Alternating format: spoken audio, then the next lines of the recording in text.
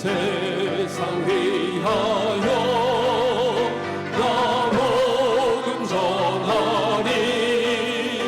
만 백성 모두 나와서 주 말씀 들으라.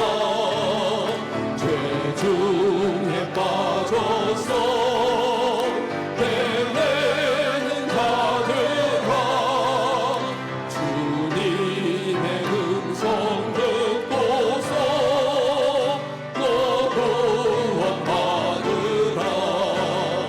전하고 이루해 매일 증인 되리라. 세상 모든 사람 다 듣고 그 사랑 알고도 온 세상 위하여 이 복음 전하리. 저 죄인 되게 하고서 주 예수 믿으라. 이 세상 구하여 주 돌아가신 것 나 증거하지 않으면 그 사랑 모르리. 전하고 기도해 매일 증인 되리라. 세상 모든 사람 다 듣고 그 사랑 알고도 온 세상 위하여 주 은혜 임하니. 주 예수 이름 힘입어 이 복음 전하자. 먼 곳에 나가서 전하지 못해도 나 어느 곳에 있든지 늘 기도 힘쓰리. 전하고 기도해 매일 증인 되리라. 세상 모든 사람 다 듣고 그 사랑 알도록. 하나님께 참회 기도 드립니다.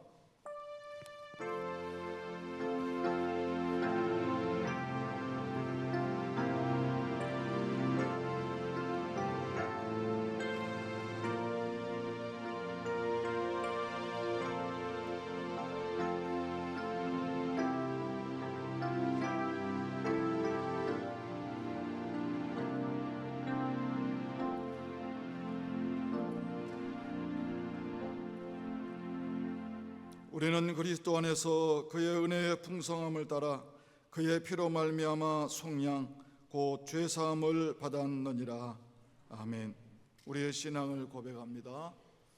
전능하사 천지를 창조하신 삼위일체 하나님을 내가 믿사오며 그의 독생자 주 예수 그리스도를 믿사오니 이는 성령으로 잉태하사 동정녀 마리아에게 나시고 아버지 하나님의 뜻으로 고난을 받으사 십자가에 못 박혀 죽으시고 장사되어 지옥에 내려가신 지 사흘 만에 죽은 자 가운데서 살아나시어 하늘에 오르사 전능하신 하나님 우편에서 일하시다가 그것으로부터 산자와 죽은 자를 심판하러 오시리라.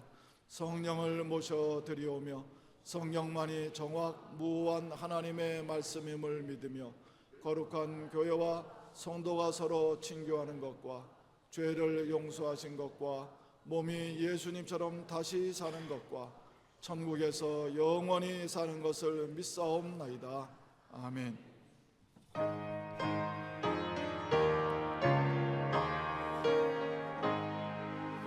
만복의 근원 하나님 온 백성 찬송 드리고 저 천사여 찬송하세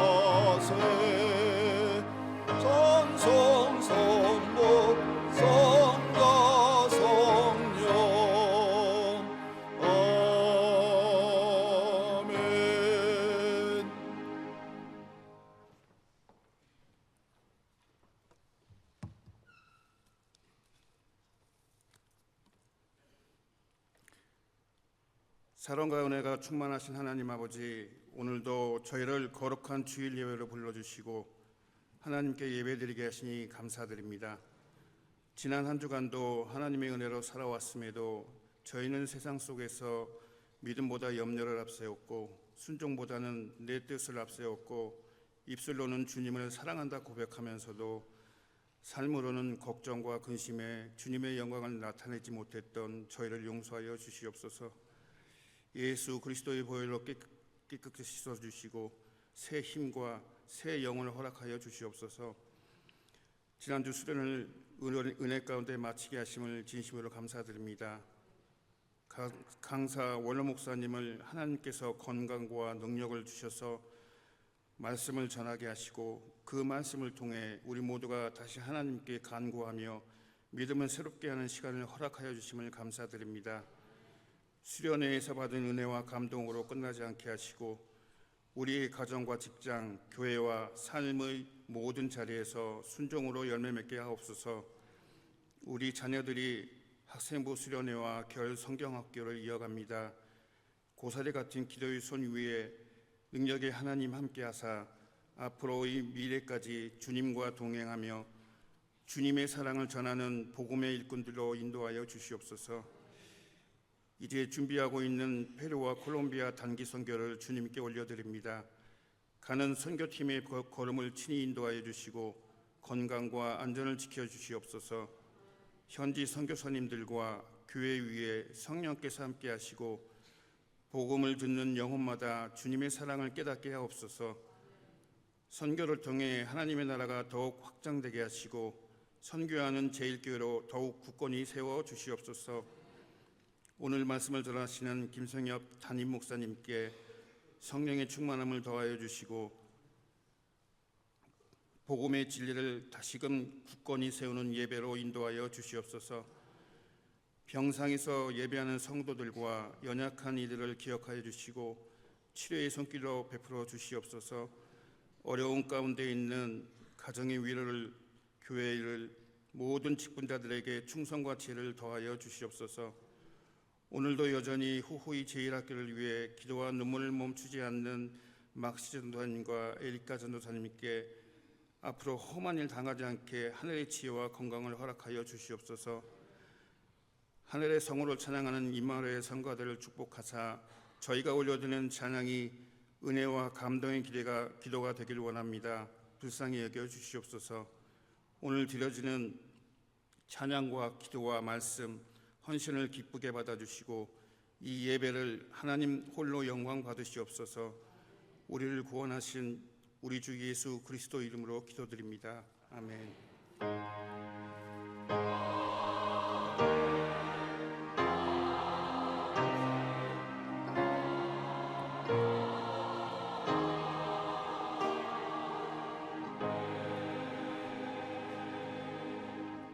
오늘의 복된 주님의 날에 우리에게 주시는 은혜의 말씀은 로마서 10장의 말씀입니다.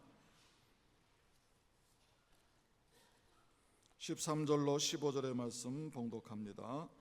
누구든지 주의 이름을 부르는 자는 구원을 받으리라. 그런즉 그들이 믿지 아니하는 일을 어찌 부르리요? 듣지도 못한 일을 어찌 믿으리요?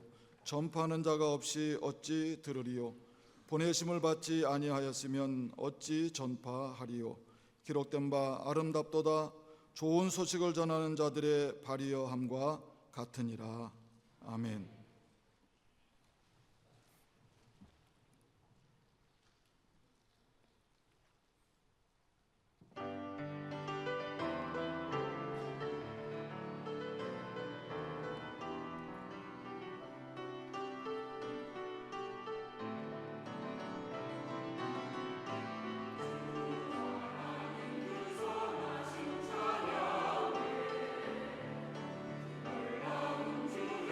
주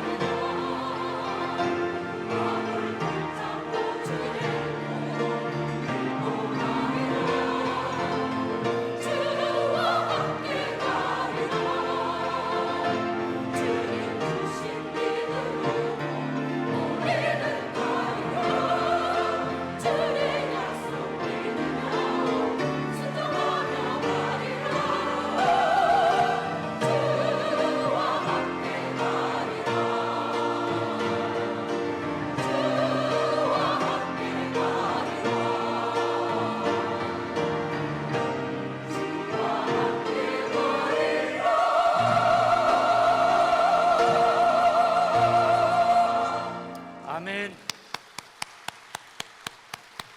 예, 오늘도 은혜 충만한 찬양 너무 감사드립니다. 하나님은 교회 역사 속에서 언제나 보내시는 하나님으로 등장하십니다. 하나님은 아브라함을 보내셨고 또 모세를 보내셨고 이사야, 예레미야, 요나 많은 사람들을 보내셨고 또 우리 주님은 12제자를 보내셨고 그리고 바울을 보내셨습니다. 그리고 오늘날 많은 하나님의 사람들을 보내시고 계십니다. 그런데 많은 사람들은 하나님의 보내심에 무관심합니다. 우리는 종종 이렇게 생각하죠. 선교는, 전도는 특별한 사람들이 하는 일이다. 목사가 하는 일이고 선교사들이 하는 일이다. 그런데 정말 그럴까요? 성경은 그렇게 말하지 않습니다. 성경은 선교를 그리고 전도를 몇 사람의 사명이라고 말하지 않습니다. 교회 전체의 사명이라고 말하고 있습니다. 예수님께서는 승천하시기 직전에 마지막으로 무슨 말씀을 하셨습니까? 너희는 가라. 이렇게 말씀하셨잖아요. 이 말씀은 온 성도들에게, 다시 말해서 구원받은 자들에게 하시는 말씀입니다. 교회는 모이는 공동체이면서 동시에 흩어지는 공동체입니다. 예배는 모이는 것이고 선교는 흩어지는 것이다, 이렇게 말할 수 있습니다. 모이기만 하는 교회는 건강하지 않습니다. 그리고 보내기만 하고 예배하지 않는 교회도 건강하지 않습니다. 그래서 하나님 보시기에 합당한 교회는 하나님 앞에 모였다가 다시 세상으로 흩어지는 교회입니다. 오늘 우리는 그런 교회가 되어야 할 줄로 믿습니다.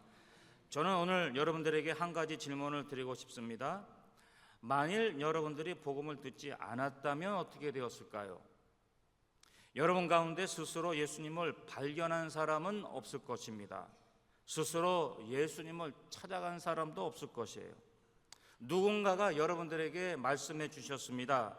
부모가, 친구가, 아니면 교사가, 주일학교 교사가, 아니면 목사님이 말해 주었습니다. 누군가가 복음을 여러분들에게 말씀해 주셨다라는 거죠. 그리고 여러분들은 그 복음을 듣고 믿고 그리고 구원을 얻은 것입니다. 그렇다면 또 다른 질문을 드립니다. 여러분 때문에 복음을 들은 사람은 있나요? 우리 때문에, 나 때문에 천국에 들어간 사람은 있을까요? 우리의 말 때문에, 우리 말 때문에, 우리의 헌신 때문에 예수님의 믿게 된 사람은 있나요? 오늘 본문이 바로 이 질문 앞에 우리를 세워놓습니다. 오늘은 특별한 날입니다. 우리 교회 선교팀이, 학생들이, 청년들이, 그리고 장로님, 그리고 집사님들이 이번 주와 그리고 다음 주에 콜롬비아와 페루로 단기 선교를 떠납니다. 이분들은 남은 시간을 사용하는 것이 아닙니다. 시간이 남기 때문에, 할 일이 없기 때문에. 학생들은 시험과 과제를 뒤로하고 갑니다. 직장인들은 휴가를 사용하며 갑니다. 어떤 사람은 월급을 아껴서 선교비로 준비했습니다. 어떤 사람은 사고 싶은 것을 아껴가며 준비했습니다. 어떤 사람은 쉬고 싶은 시간을 내려놨습니다.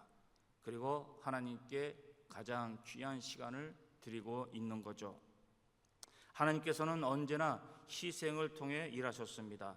십자가에도 희생이 있었고 그리고 복음의 확장에도 희생이 있었습니다. 십자가에서는 우리 예수님이 희생하셨습니다. 복음 확장에는 12사도들이 그리고 수많은 순교자들이 희생했습니다. 하나님은 희생 없이 일하지 않으신다라는 거죠. 오늘 우리가 누리는 이 신앙, 그리고 이 모든 교회, 그리고 사역들, 누군가의 눈물과 기도와 헌신 위에 세워졌다는 것을 알아야 됩니다. 그리고 이제 하나님은 우리에게 말씀하십니다. 너에게 희생이 있느냐? 너는 누구를 위해 희생하고 있느냐? 너는 누구에게 복음을 전하고 있느냐? 아니면 너는 누구를 위해 보내는 사람이 되고 있느냐? 오늘 우리가 읽은 로마서 10장은 바울의 뜨거운 눈물이 담긴 그런 장입니다. 바울은 지금 교회를 향해서 단순한 교리를 전하고 있는 것이 아니에요. 그는 잃어버린 영혼을 바라보면서 울고 있었습니다. 로마서 9장 1절에서 바울은 이렇게 고백했습니다. 내가 그리스도 안에서 참말을 하고 거짓말을 하는 것이 아니다.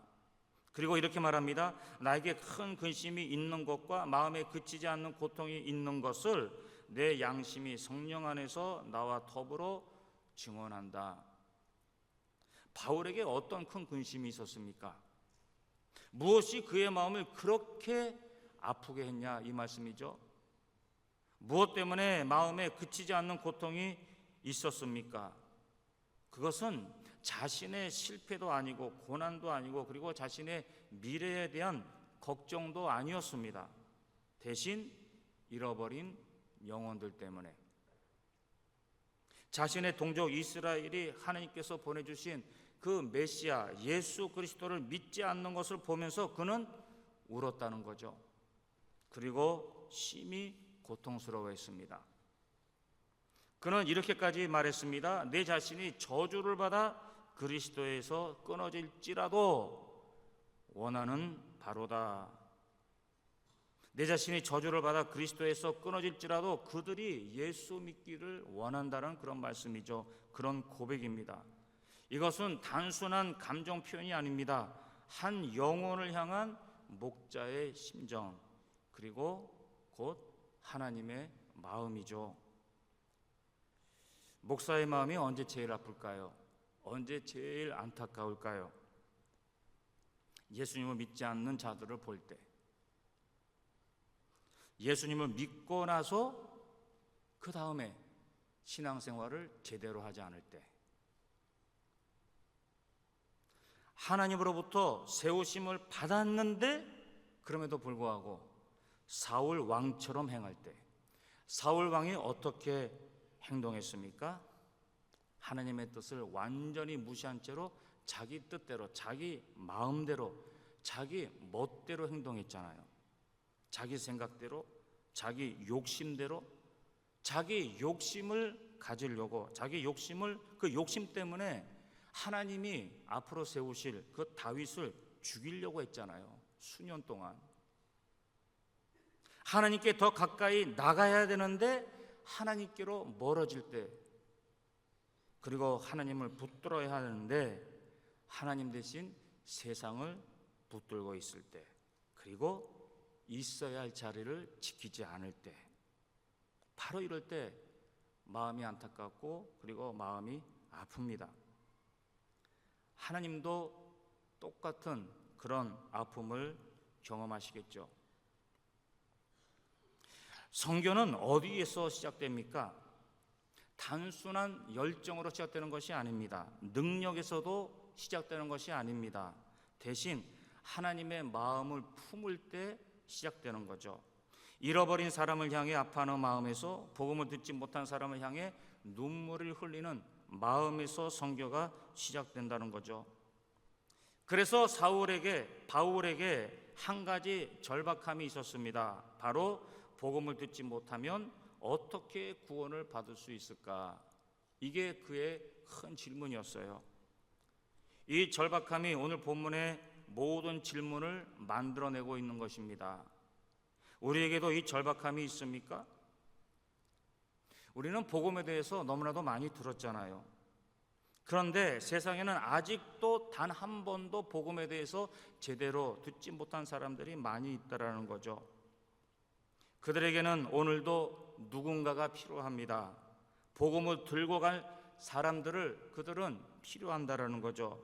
바울은 바로 그 사실을 우리에게 외치고 있는 것입니다. 그리고 우리에게 이렇게 말합니다. 누구든지 주의 이름을 부르는 자는 구원을 받으리라. 자, 그럼 오늘의 본문을 통해서 하나님께서 우리에게 말씀하시고자 하는 그것은 무엇입니까? 첫째, 하나님은 모든 사람이 구원받기를 원한다라는 겁니다.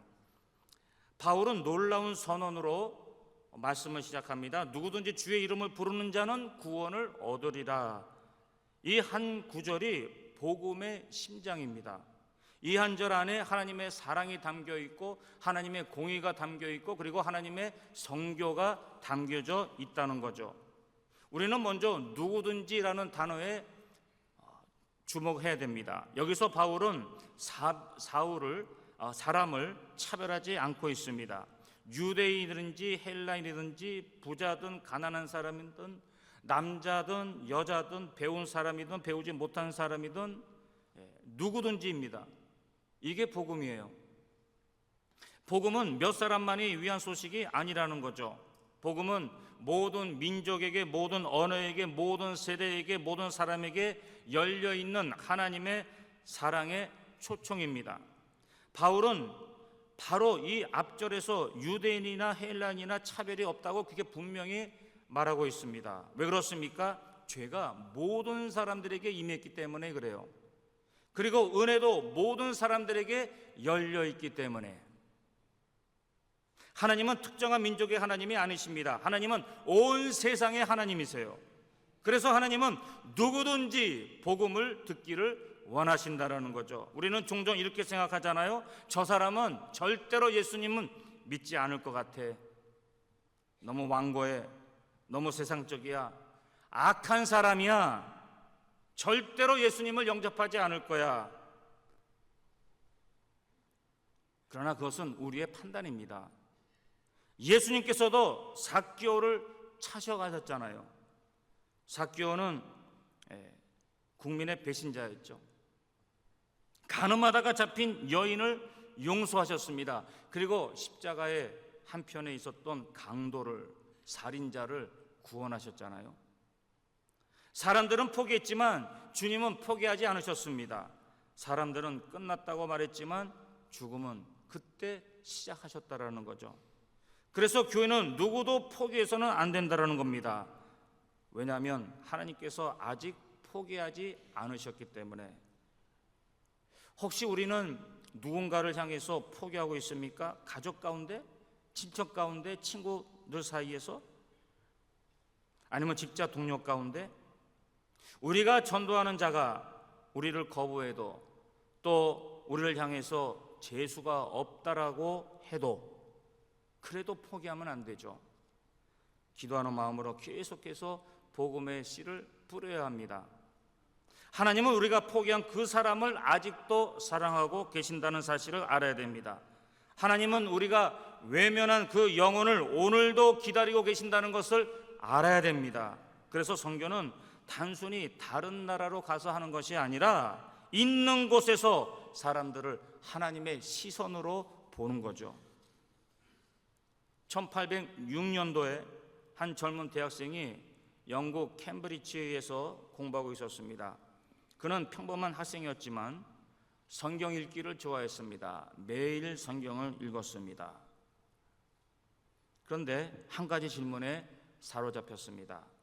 왜 수많은 민족은 예수님의 이름조차 듣지 못한 채 살아가고 그리고 죽고 있는 것인가?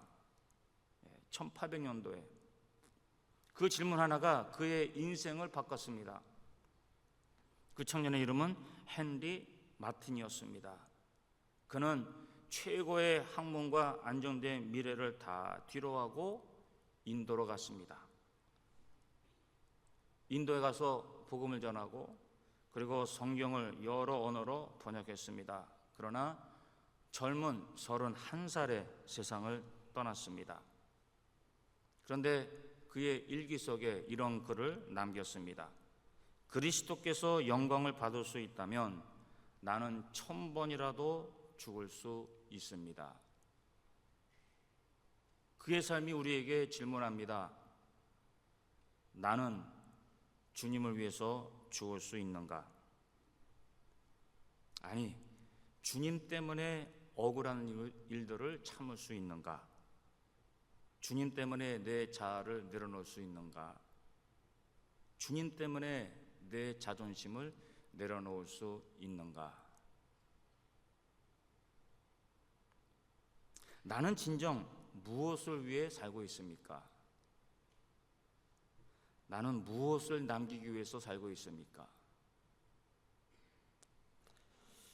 오늘 우리 선교팀들도 비슷한 선택을 하고 있습니다. 어떻게 보면은 그냥 뭐 가는 거겠지, 교회에서 간다고 하니까 가는 거겠지, 이렇게 가볍게 생각할 수도 있어요. 콜롬비아 22명이 합니다. 페루에 27명이 갑니다. 그들은 휴가를 즐기기 위해서 비행기를 타는 것이 아닙니다. 관광을 위해? 아니죠.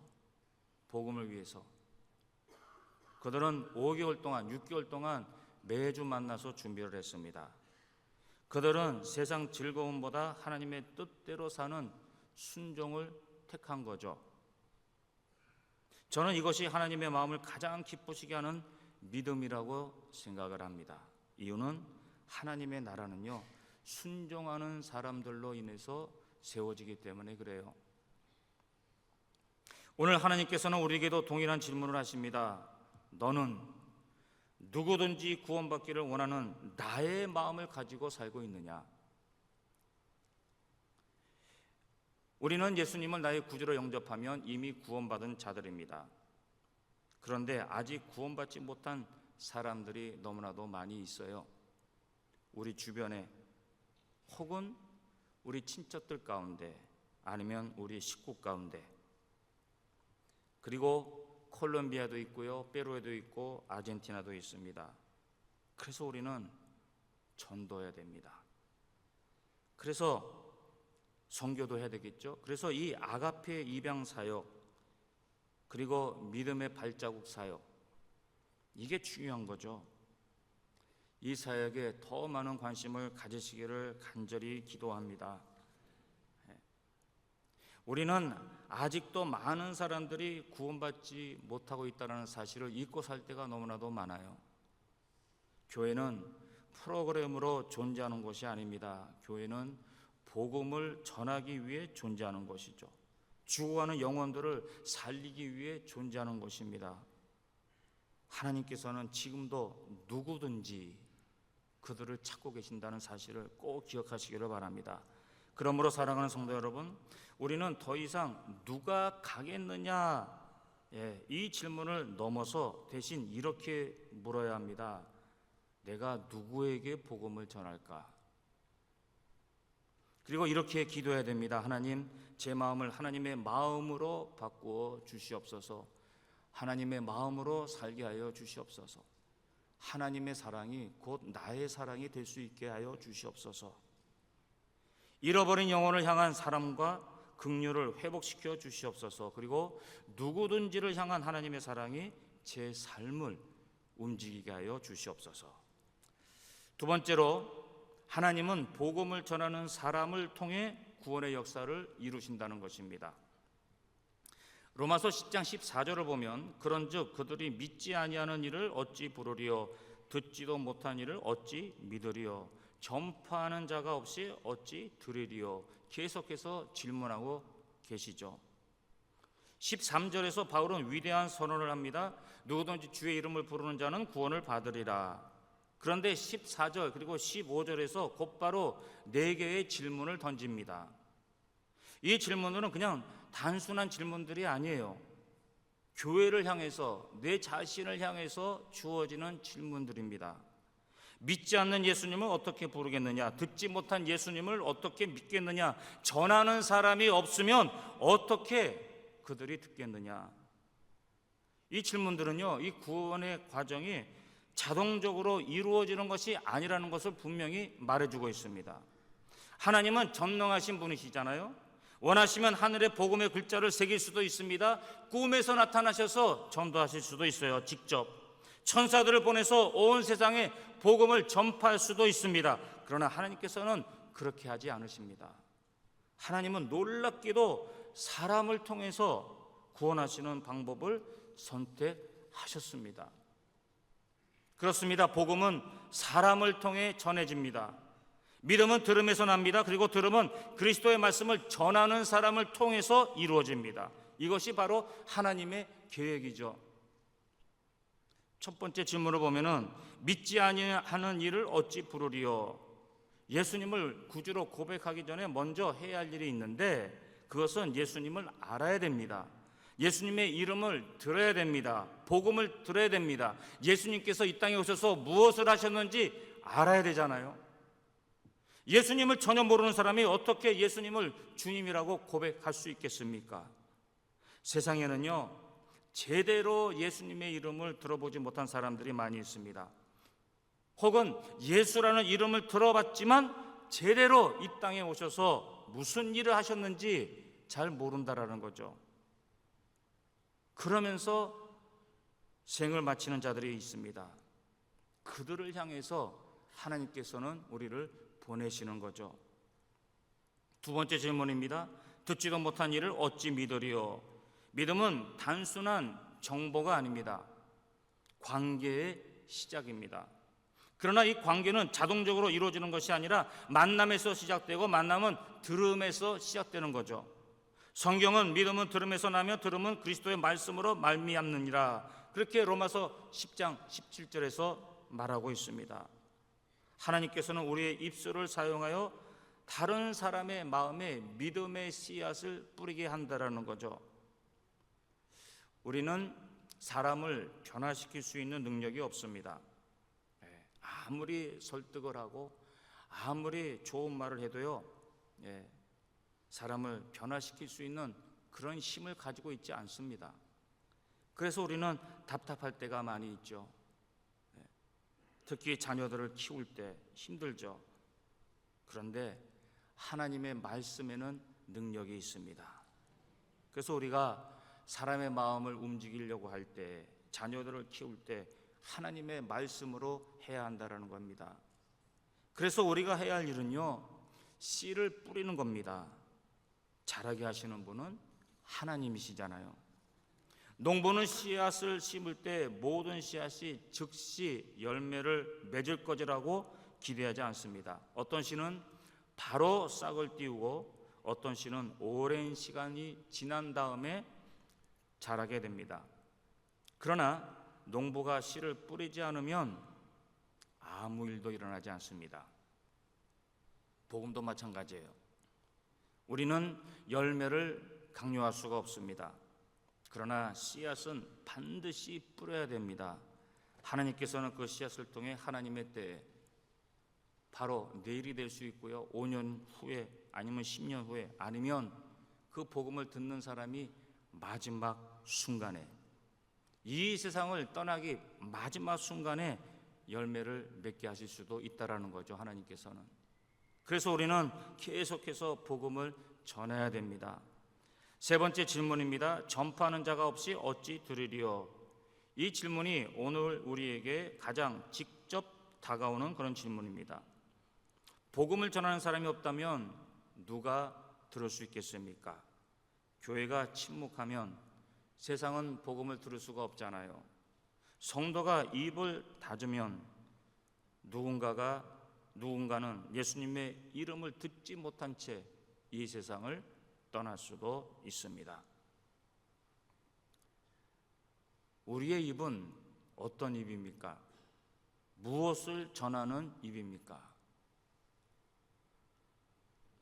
복음을 전하시기를 바랍니다.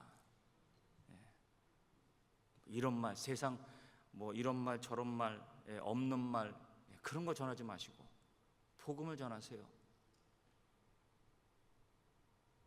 그래서 선교는요, 선택이 아니라 사명이다. 우리가 선교를 하는 이유는 특별해서가 아닙니다. 하나님께서 우리를 보내시기 때문에. 이번 주 그리고 다음 주에 우리 선교팀이 콜롬비아, 페루로 가는 것도 같은 이유입니다.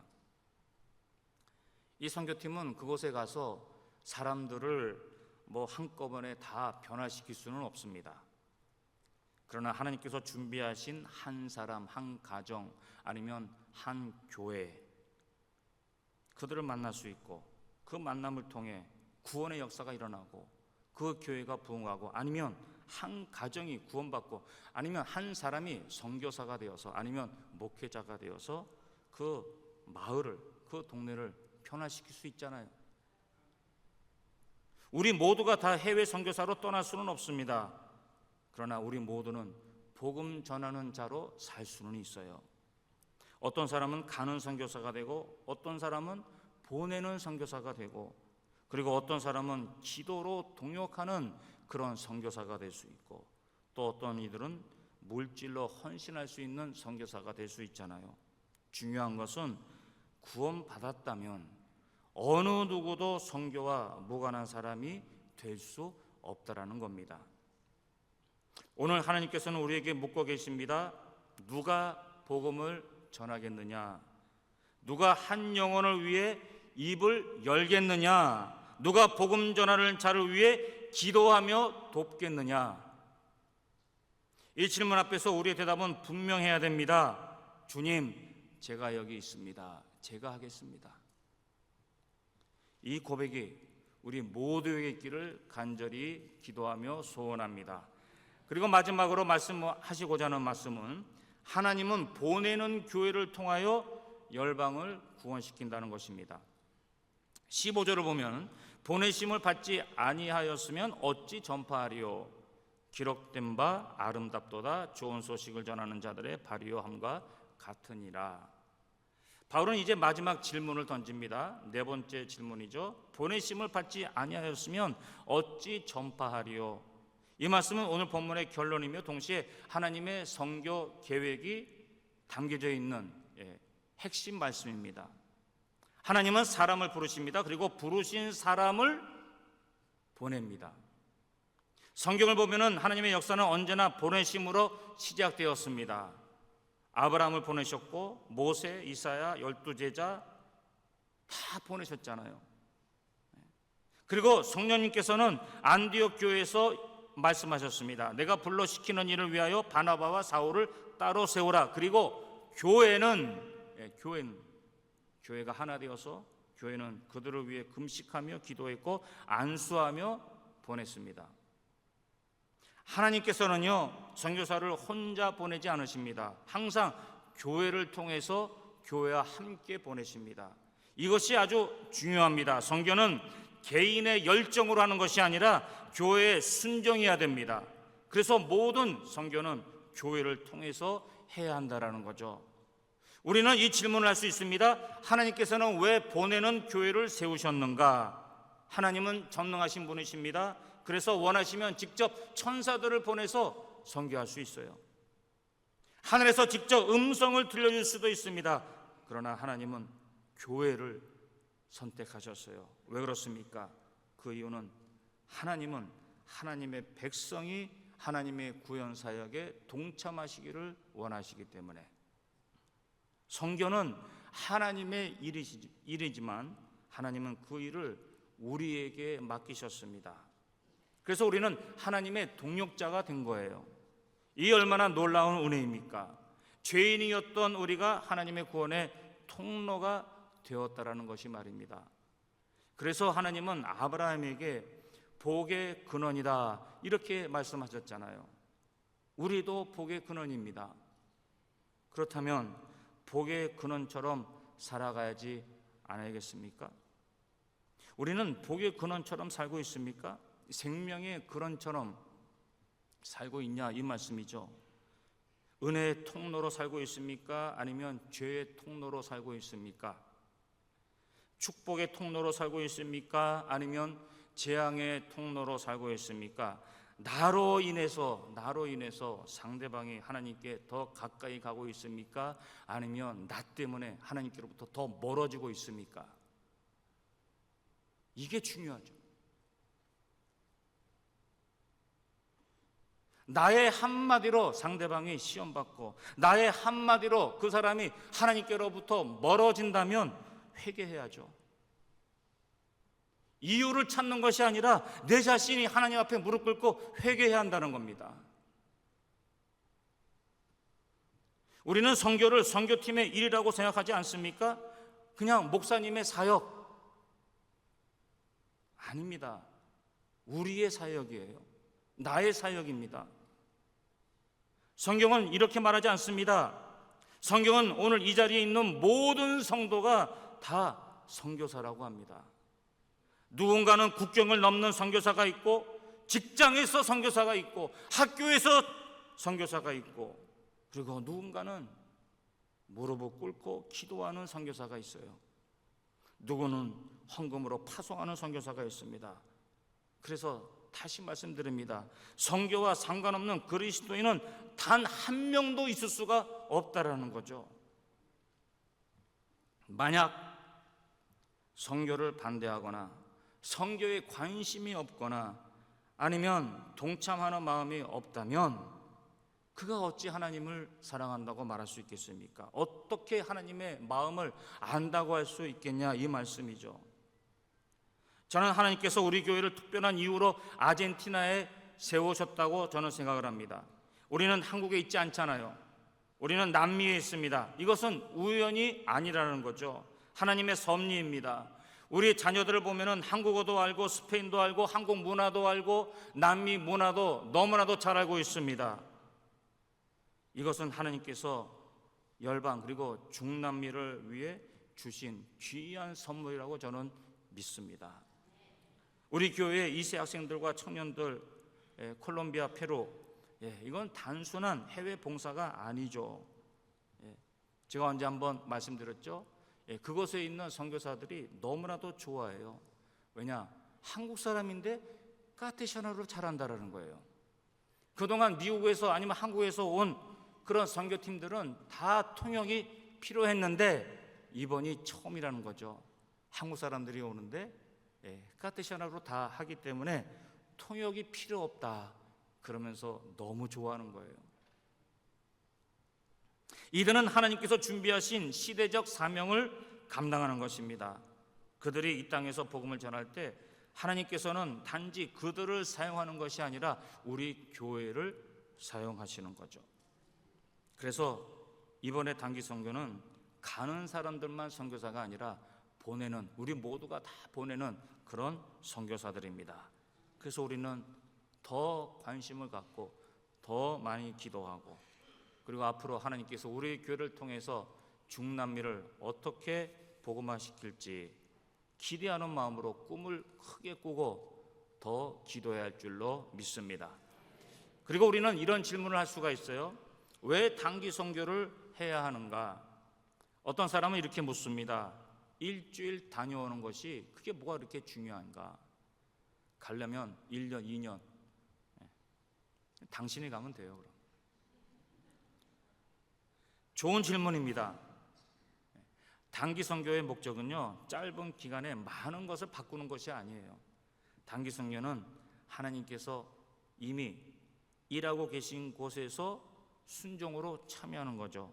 그리고 현지 교회 그리고 성도들을 섬기고, 그리고 그들의 손을 붙들어주며 복음의 씨앗을 함께 뿌리는 겁니다. 그리고 또 중요한 이유들이 있어요. 단기 선교는 하나님의 마음을 배우는 시간입니다. 그리고 하나님께서 곳곳마다 어떻게 역사하시는지 눈으로 체험하는 거예요. 그리고 단기 선교는 다음 세대를 선교적으로 세우는 시간입니다. 그리고 단기 선교는 선교지를 변화시키는 것만이 아니라 참여하는 자들이 변화되는 시간입니다. 그렇습니다. 많은 사람들이 단기 선교를 다녀온 후에 이렇게 고백을 합니다. 제가 사람들을 변화시키려고 갔다가 제가 변화됐습니다. 제가 하나님을 만났습니다. 또다시 만났습니다. 가난한 아이들의 미소를 보며 감사가 회복됐습니다. 현지 성도들의 눈물을 보며 기도가 다시 회복되었습니다. 그리고 복음을 향한 열정을 보며 첫사랑이 회복되었습니다. 하나님은 단기 선교를 통해 열방도 만지시고 그리고 가는 자들의 마음도 만지십니다. 그래서 단기 선교가 필요하고 중요한 것이죠. 사랑하는 성도 여러분, 이번 주와 다음 주에 우리 단교 선교팀 위해서 기도 많이 해주시기를 바랍니다. 저도 페루로 갑니다. 페루로 가요. 그런데 가는 사람들만 중요하다는 것이 아니라 보내는 분들도 중요하다는 거죠. 어떤 사람은 비행기를 타고 떠날 것이며, 그러나 사정이 안 돼서 어떤 사람은 직장으로 가야 됩니다. 어떤 사람은 학교로, 또 어떤 사람은 사업터로 그리고 가정으로 돌아갑니다. 그런데 목적은 같아요. 복음을 전하기 위해 보내심을 받은 사람으로 우리 모두가 살아가야 됩니다. 그러므로 우리의 기도는 이렇게 돼야 됩니다. 주님, 저를 보내시옵소서. 그때 하나님께서는 우리 교회를 통해, 내 자신을 통해 하나님의 나라, 하나님의 교회를 세우실 것입니다. 15절에 이런 말씀이 있어요. 기록된 바 아름답도다 좋은 소식을 전하는 자들의 발이요 함과 같으니라. 이 말씀은 좋은 소식을 전하는 자들이 어떤 모습으로 살아야 할지 우리를 가르쳐주는 말씀이죠. 하나님의 복음은 누군가의 발을 통해서 움직입니다. 하나님의 사랑은 누군가의 손을 통해서 전달됩니다. 하나님의 위로는 누군가의 눈물과 기도를 통해 나타납니다. 그래서 하나님은 오늘도 아름다운 발을 찾고 계신다라는 거죠. 자, 그러면 이 아름다운 발은 어떤 발입니까? 편안한 길을 선택하지 않고 보내심의 길을 걸어가는 발입니다. 우리가 생각하는 아름다움과 하나님께서 생각하시는 아름다움은 다릅니다. 세상은 아름다운 것을 볼 때 무엇을 봅니까? 좋은 옷을 봅니다. 높은 지위를 봅니다. 명예를 봅니다. 많은 것을 얼마만큼 가지고 있느냐, 이것을 봅니다. 그러나 하나님께서는 무엇을 보십니까? 하나님은 발을 보십니다. 왜 그렇습니까? 발은 사람이 어디로 가는지를 보여주기 때문에 그래요. 발은 그 사람이 무엇을 위해 움직이는 것을 알려주기 때문에 그렇습니다. 아름다운 발이란 상처 없는 발이 아닙니다. 깨끗한 발이 아닙니다. 편안한 곳에 머무는 그런 발이 아니라는 거죠. 대신 복음을 위해서 움직이는 발입니다. 여러분들의 발은 어떤 발입니까? 세상 보기에 아름다운 발입니까? 아니면 하나님 보시기에 아름다운 발입니까? 우리가 하나님의 자녀라면, 구원받은 자라면 어디에 초점을 두고 살아가야 되겠습니까? 여러분, 이 질문을 곰곰이 생각해 보시기를 바랍니다. 나의 인생의 초점이 어디에 맞춰져 있는가? 제가 바라는 것은요, 우리 지엘의 성도님들은 하나님께 초점을 두시고, 그리고 복음 전하는데, 전도하는데, 선교하는데 초점을 두셔서 나중에 훗날에 하늘나라 가셔서 많은 상급을 누리시기 간절히 바랍니다. 그게 제 기도이자 소원입니다. 예수님의 발도 죄인들의 구원을 위해 움직이는 발이었습니다. 그래서 하늘의 영광을 버리시고 이 땅에 오셔서 십자가에서 죽으신 거예요. 죄인들을 향한 사랑 때문에. 사랑은요, 반드시 움직입니다. 가만히 있지 못해요. 사랑은 머물러 있지 않습니다. 그리고 사랑은 찾아갑니다. 성경은 바로 이 하나님의 마음을, 이 예수님의 사랑을 따라 움직이는 거예요. 복음은 우리 안에 머물 수 없는 사랑입니다. 받은 사랑을 반드시 전해야 됩니다. 흘러가게 해야 됩니다. 그리고 아름다운 발은요, 한 영혼을 향해 나가는 발입니다. 바울은 이사야 52장 7절의 말씀을 인용하죠. 좋은 소식을 전하는 자들의 발이요. 이 말씀은 당시 전쟁 상황 속에서 나온 표현입니다. 전쟁이 끝났습니다. 그러나 사람들은 아직 그 결과를 모르고 있었습니다. 그때 한 사람이 산 위에서 달려옵니다. 그 발에는 먼지가 묻었어요. 상처가 있습니다. 그러나 사람들은 그 발을 바라보며 기뻐합니다. 왜 그렇습니까? 그 발이 좋은 소식을 가지고 오기 때문에, 그 발이 평화를 알리는 소식을 가져오기 때문에, 그리고 희망을 가져오기 때문에. 세상에는요, 오늘도 좋은 소식이 필요한 사람들이 너무나도 많이 있어요. 그냥 단지 돈 잘 버는 그런 소식이 아닙니다. 또 이 세상에서 성공의 소식도 아닙니다. 인간의 노력으로 만들어낸 희망의 소식도 아닙니다. 그리고 아르헨티나가 챔피언 되는지, 이것도 물론 좋은 소식이죠. 제가 어저께 주일학교 이제 수련회 이제 수양관에 갔습니다. 전도사님이 저한테 말씀해 주시는데 헌금을 내면서 기도 제목을 아르헨티나가 이기게 해주세요. 제가 몇 마디 말을 하려고 했는데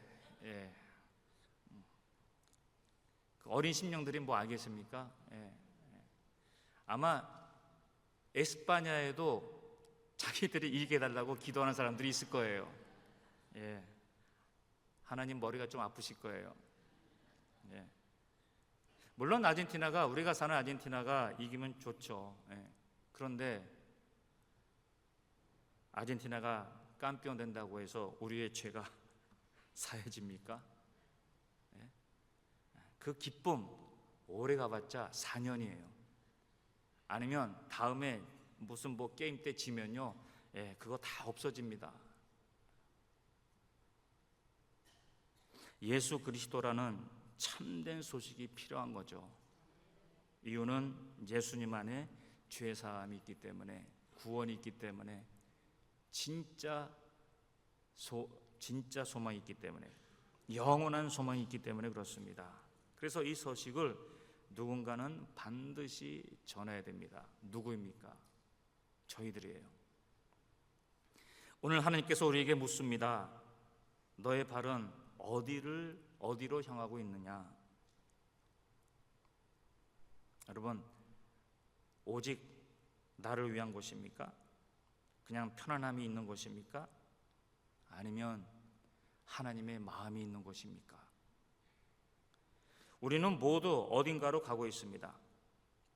문제는 방향입니다.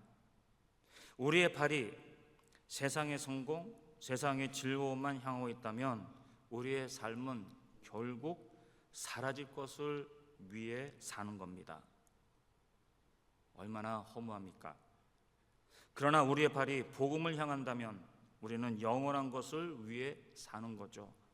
영원한 열매를 맺기 위해 사는 것입니다. 결론입니다. 우리의 믿음은 결코 혼자 만들어진 것이 아닙니다. 부모님의 눈물과 기도, 배우자의 눈물과 기도, 아니면 우리 자식들의 눈물과 기도, 그리고 믿음의 선배들과 목사의 눈물과 기도 때문에 만들어진 거죠. 그리고 이제 하나님께서는 우리에게 이렇게 말씀하십니다. 이제는 네 차례다. 이 말씀이 오늘 우리의 마음을 흔들어야 됩니다. 책임감을 가져야죠. 우리는 지금 어느 때보다도 정보의 시대를 살아가고 있습니다. 인터넷으로 수많은 정보를 얻을 수 있잖아요. 그런데 놀랍게도 여전히 수많은 사람들이 예수 그리스도의 복음을 듣지 못한 채 살고 있습니다. 기술은 발전했지만 복음은 여전히 사람을 통해 전해지고 있다는 거죠. 그래서 하나님께서는 오늘도 사람을 찾고 계십니다. 더 좋은 건물을 찾고 계시는 것이 아니라, 더 많은 좋은 프로그램이 있는 교회를 찾고 있는 것이 아니라, 더 많은 예산을 갖고 있는 교회도 찾는 것도 아닙니다. 대신 순종하는 사람을 찾고 계십니다. 내가 여기 있나이다. 하나님, 저를 보내소서. 이 믿음의 고백이 있는 자를 하나님께서는 찾고 계신다라는 거죠. 우리 교회는 하나님의 은혜 가운데 오랫동안 선교를 감당해 왔습니다. 그리고 오늘날 이제 처음으로 남미에 있는 나라로, 콜롬비아 그리고 페루로 떠납니다. 이것은 우리의 교회의 자랑이 돼서는 안 됩니다. 오직 하나님의 은혜, 하나님의 섭리, 하나님의 섭리에 순종하는 그런 교회가 되어야 됩니다. 그러나 사랑하는 여러분, 하나님께서는 은혜를 주실 때마다 언제나 더 많은, 더 큰 책임을 주신다는 사실도 우리는 알아야 됩니다. 우리가 지금까지 충성했다고 해서 이제는 쉬어도 된다는 그런 말이 아닙니다. 복음을 많이 받은 사람은 더 많이 나눠야 되고, 은혜를 많이 받은 사람은 더 많은 은혜를 흘러보내야 됩니다. 하나님께서는 우리 교회를 남미 한복판에 세우신 것은 우연이 아니죠. 이민교회라는 이름은 단순한 우리의 신분이 아니라 열방을 향한, 그리고 중남미를 향한 하나님의 성교 계획 속에 있는 그 사명을 우리가 알아야 한다는 거죠. 마지막으로 한 가지 질문을 드립니다. 만일 오늘이 여러분들의 마지막 예배라면 여러분 하나님 앞에서 무슨 말씀을 하시겠습니까? 가만히 생각해 보면요, 우리의 인생은 너무나도 짧습니다. 그러나 복음을 위해 드려진 인생은 영원한 열매를 맺는다라는 거죠. 오늘 우리가 흘리는 눈물, 우리가 드리는 헌신, 우리가 보내는 선교사, 그리고 우리가 드리는 기도, 하나님 나라에서 영원한 열매로 우리를 기다릴 것입니다. 그러므로 사랑하는 성도 여러분, 복음을 받은 사람으로만 살지 마시고 복음을 전하는 사람으로 사시기를 바라요. 은혜를 누리는 사람으로만 살지 마시고 은혜를 흘려보내는 사람으로 살아가시기를 간절히 바랍니다. 보냄을 받는 사람답게 살아가시고요, 그리고 보내는 교회답게 우리는 우리 교회를 만들어가야 됩니다. 그래서 언젠가 주님 앞에 섰을 때 주님께 칭찬받으시는 우리 교회, 그리고 우리 모두가 되기를 주님의 이름으로 간절히 축원합니다. 기도합니다. 성도 여러분, 혹시 우리 마음이 우리 자신만 바라보고 있지는 않습니까? 나만, 내가 축복받는 것, 내 가정이 축복받는 것, 내 사업터가 축복받는 것, 이것만을 위해서 우리가 신앙생활을 하고 있지는 않습니까? 하나님께서 주신 은혜를 누리는 것에는 익숙하지만 그 은혜를 나누는 일에는 게으르지 않습니까? 하나님께서 사랑하시는 영혼을 바라보는 눈을 잃어버리지는 않았습니까? 이 시간 하나님께 기도합시다. 주님, 용서하여 주시옵소서. 이기적인 마음을 용서하여 주시옵소서. 나의 필요만 바라보았던 그 마음을 용서하여 주시옵소서. 잃어버린 영혼을 향한 하나님의 눈물을 잊고 살았던 것을 용서하여 주시옵소서. 그리고 또 이렇게 기도하시기를 바랍니다. 주님, 우리의 마음을 다시 뜨겁게 하여 주시옵소서. 다시 복음을 위해 살게 하여 주시옵소서. 우리 교회가 더욱더 보내는 교회가 되게 하여 주시옵소서. 한 가지 분명한 것은요, 언젠가 우리 모두 하나님 앞에 서게 될 것이라는 것입니다. 그때 하나님께서 우리에게 물으실 거예요. 너에게 맡긴 복음을 어떻게 하였느냐? 내가 사랑하는 영혼들을 어떻게 바라보았느냐?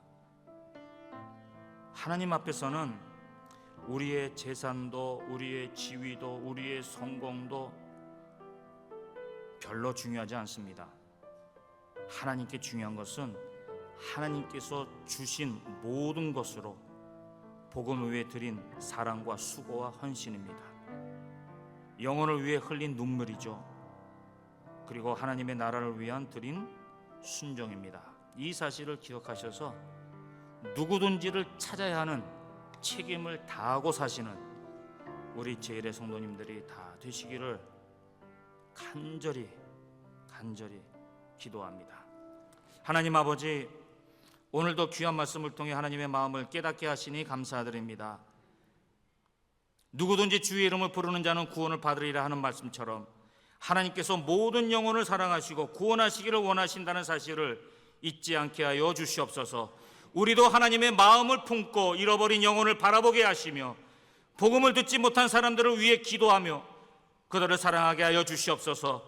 우리를 복음을 전하는 사람으로 불러주셨으니 우리의 가정과 직장, 사업, 그리고 삶의 모든 자리에서 예수 그리스도를 담대히 전하는 증인들이 되게 하여 주시고 우리의 입술과 삶을 사용하셔서 한 영혼이라도 주님께 돌아오는 은혜를 허락하여 주시옵소서.